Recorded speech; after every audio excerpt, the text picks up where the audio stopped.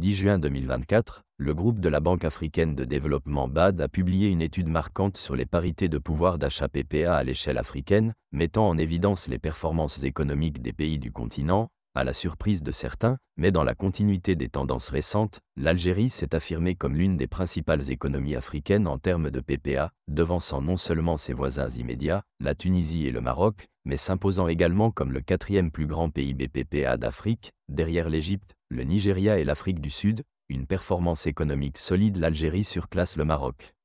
Selon le rapport, l'Algérie enregistre un produit intérieur brut en PPA de 569,6 milliards de dollars, contre environ 421 milliards de dollars pour le Maroc. En part relative, l'Algérie représente 7,0% du PIB PPA total de l'Afrique, un chiffre notable comparé à celui du Maroc, qui tourne autour de 5,2%. La Banque mondiale s'est également félicitée de cette progression, désignant l'Algérie comme le moteur économique du Maghreb, un titre que le Maroc revendique pourtant de longue date. Il est intéressant de noter que cette performance intervient dans un contexte de diversification économique partielle en Algérie, traditionnellement dominée par les hydrocarbures. Si ce secteur reste central, des investissements croissants dans l'industrie, les infrastructures et l'agriculture renforcent la résilience du modèle économique algérien.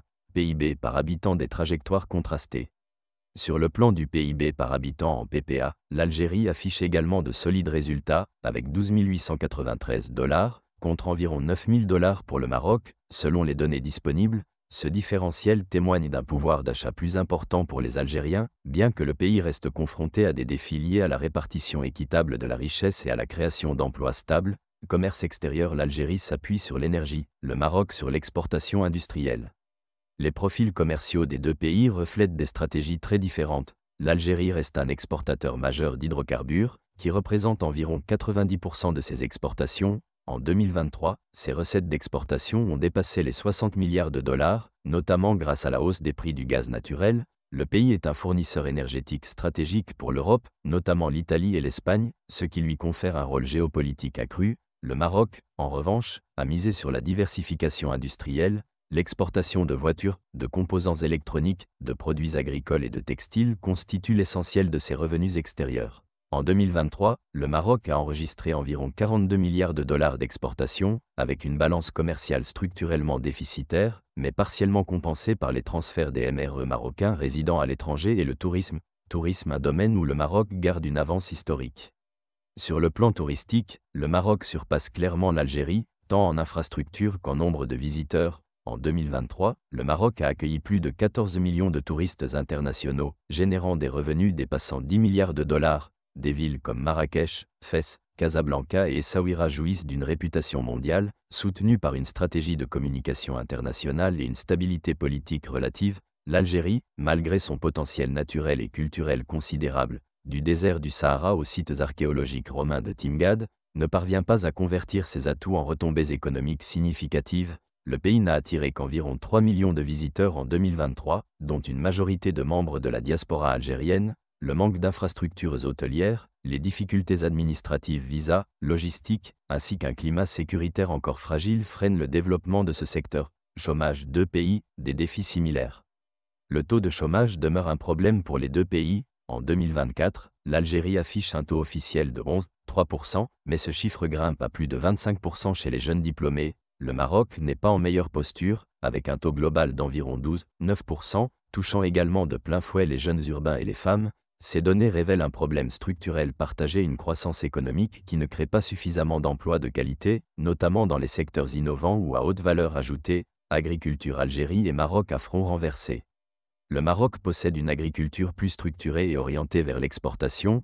Grâce à des programmes comme le plan Maroc Vert, le Royaume est devenu un acteur majeur dans la production et l'exportation de fruits, légumes et produits agroalimentaires, en particulier vers l'Union européenne. Toutefois, la dépendance aux ressources hydriques rend le secteur vulnérable aux sécheresses, de plus en plus fréquentes en raison du changement climatique. L'Algérie, de son côté, a longtemps négligé le développement agricole, préférant importer pour nourrir sa population.